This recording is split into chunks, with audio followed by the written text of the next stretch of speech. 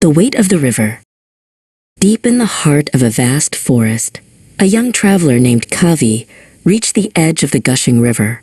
The water was wide, murky, and roared like 100 lions. On the other side lay the golden shore, a place where the air felt lighter and the trees bore the sweetest fruit. But between Kavi and his destination lay a current so strong that no one could swim across it alone.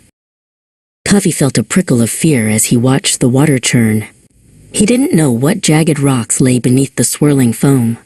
He tried to step into the shallows, but the current nearly swept him off his feet, the cold water pulling at his ankles. "I need a way over," he whispered. He realized that to survive the crossing, he would need a structure to hold him steady against the chaos. Kavi spent the afternoon gathering fallen branches, sturdy reeds, and long, flexible vines.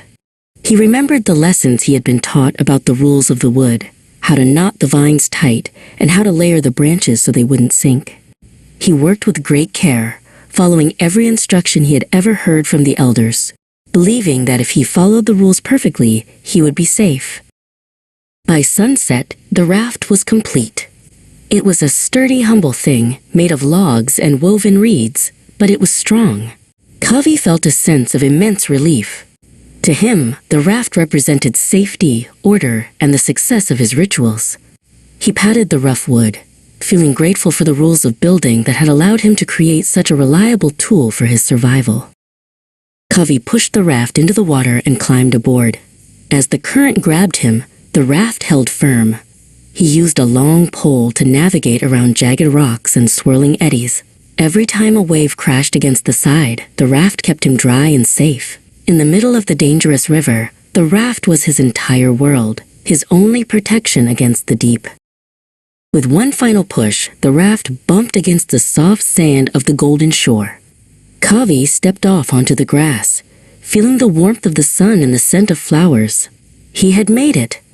He looked back at the dangerous river and then at the raft that had saved his life. He felt a deep, heavy bond with the bundle of wood and vines, almost as if it were a part of him. Kavi prepared to continue his journey into the deep forest.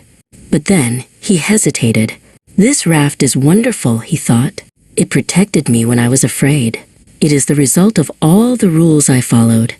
What if there is another river? I cannot leave my safety behind."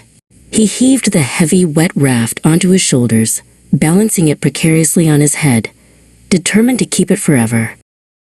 As Kavi tried to walk, the raft's weight pressed down on his neck. The branches poked his ears, and the wet leaves dripped down his back. He couldn't see the beautiful trees or the path ahead because the raft blocked his view. He moved slowly, stumbling over small roots and rocks that he would have easily stepped over if his hands and his vision were free. Near a mossy stone, he met a wise traveler named Sia. She was sitting peacefully, watching the birds. "Why do you carry that heavy boat through the dry forest, Kavi?" she asked with a kind smile. Kavi panted. "It saved me from the river. I am afraid to go on without it. It is a good raft, built by the rules. I must keep it to be safe." Sia stood up and spoke softly. "The raft was a tool for crossing, Kavi, not a house to live in. The rules and the wood helped you when you were in the water, but here on land, they only hold you back. If you cling to the tools of the past, you will never be free to walk the path of the future." Kavi realized she was right. He set the raft down, felt his spine straighten, and walked forward with light steps.